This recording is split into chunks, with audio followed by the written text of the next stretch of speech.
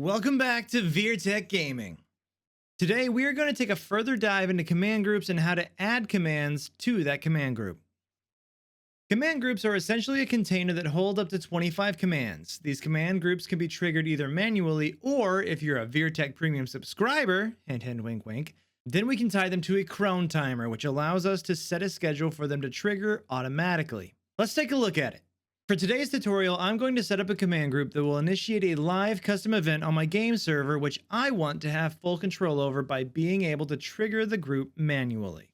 To do this, we need to create our command group, which will house our commands. And to do this, we need to use the command /cmd group-add. Clicking the command prompt that shows on the screen, you will see all we need to do is give it a name. For me, I'm just going to call it test. Hit enter, and you will see the confirmation on screen that the command group has been created. Now the group is created, time for the commands. Now I'm going to want 3 locked crates to spawn at a chosen location. For context, I'm going to spawn them at launch. That seems to be everybody's favorite battleground right now. I've already obtained my coordinates for my 3 chosen crate locations. For you to do this, you'll need to head in game and grab your own, as the coordinates for different positions on the map will heavily vary depending on your map seed. But for those that are interested, the command is going to be spawn code lock followed by your X, Y, and Z coordinates in this format. Once you have these, we can go ahead and add the command using /cmd add. Select the prompted command, and you will see that we have 4 options that we need to fill out.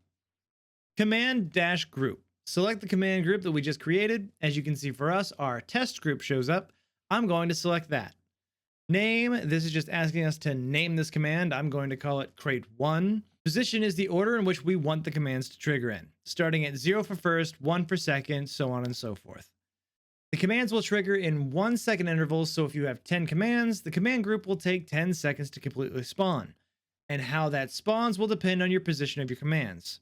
Here, I'm not too worried about position, but I am going to enter 0, and finally the command. Spawn code lock followed by our coordinates. Ensuring we follow the commands as set out by D11, hit enter, you will see that the command has been added to the group. Before we move on, I'm going to quickly add the other 2 crates. Exactly the same as we just did, but changing the names to crate 2 for the second one and crate 3 for the third. It is important to note that no 2 commands can have the same name. It is worth noting that you aren't just limited to the locked crate command. You can literally use any command in these command groups. And since we can, I am also going to announce this in game with the global.say command by adding another command.